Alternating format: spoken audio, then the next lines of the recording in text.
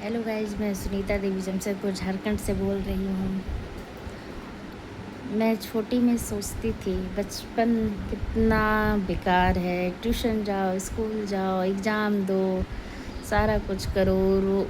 बहुत सारा टेंशन है। बड़े लोगों कितने अच्छे होते हैं। बस खाना पकाओ, मम्मी को देखते थे तो खाना पकाओ, खाओ, खिलाओ, सो जाओ।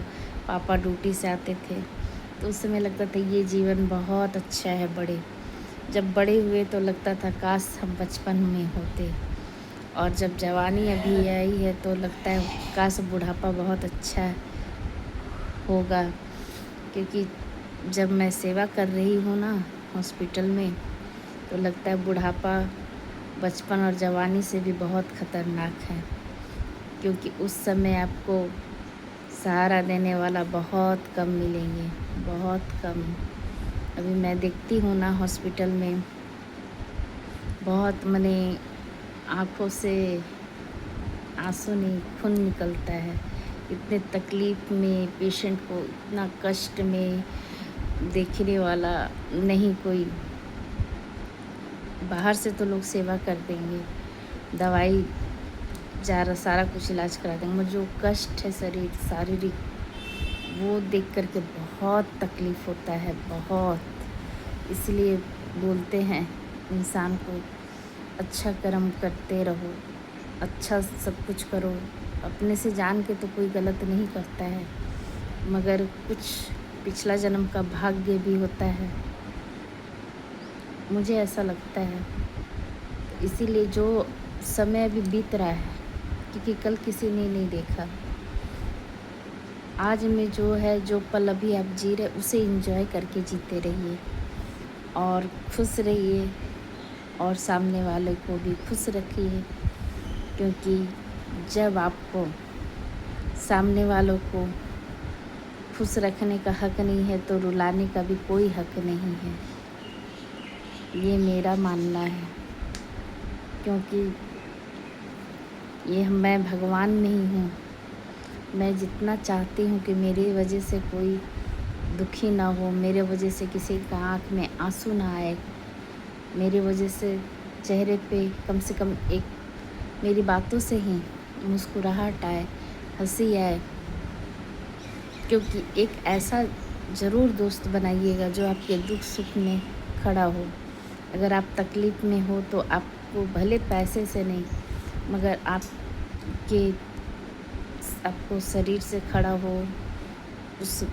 जब आप बहुत तकलीफ़ में हैं, आपके उन बातों को आपको हंसाए, आपके मन को उस दुख से थोड़ा सा हटाने का कोशिश करिए।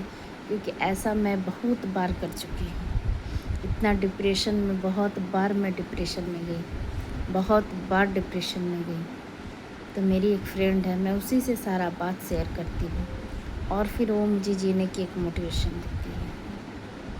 तो इस तरीक़ा का एक साथी ज़रूर बनाइए दोस्तों। क्योंकि आज के डेट में सुख में साथ देने वाला सब है। आज आपके पास धन दौलत पैसा सब कुछ आ जाए ना, जो टूटा रिश्ता है ना वो भी आपके साथ जुड़ जाएगा।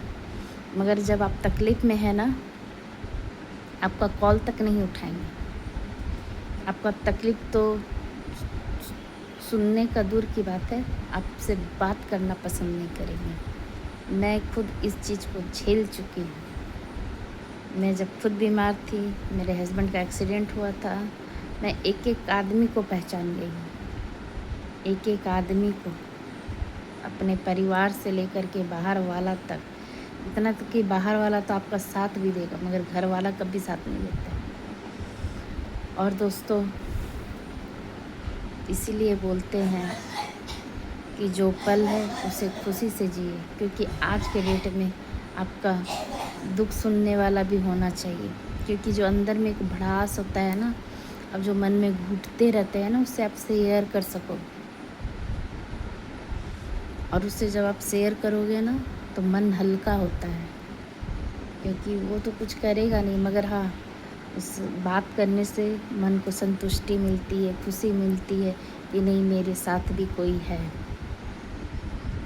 एक यूट्यूब में हम देख रहे थे, एक व्यक्ति दुख सुनने का पैसा लेता है। कम दुख है तो 500 रुपया, ज़्यादा दुख बताएगा तो 1000 रुपया, और लोग खुशी खुशी उसे दे रहे हैं। उसका वो बिजनेस हो गया। आप रिसर्च करिएगा यूट्यूब में, फेसबुक में मिलेगा। तो इससे मुझे लगा कि आज के डेट में दुख सुनने वाला भी कोई नहीं है। लोग बाहर में बहाली कर रहे कि मेरा दुख थोड़ा सा सुन लो। तो सोचिए कैसा युग आ गया। पहले जॉइंट फैमिली में पता ही नहीं चलता था दुख क्या है, सुख क्या है, तकलीफ़ क्या है, सब ऐसे ही पार हो जाता था हंसते खेलते। क्योंकि मैं जॉइंट में भी रही हूँ और सिंगल में भी रह के दोनों का एक्सपीरियंस हो चुका है मुझे। Thank you. आप लोग मेरे वीडियो को कहाँ से देखते हैं, प्लीज़ एक लाइक कमेंट शेयर कर दीजिए। Thank you.